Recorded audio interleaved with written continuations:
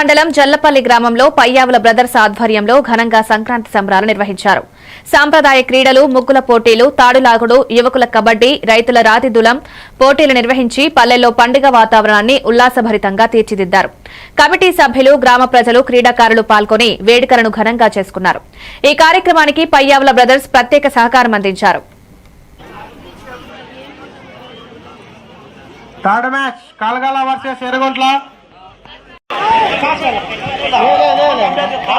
ఆధ్వర్యంలో జల్లిపల్లి గ్రామంలో జరిగే ఈ సంక్రాంతి వేడుకలు చాలా అంగరంగ వైభవంగా జరుగుతున్నాయి.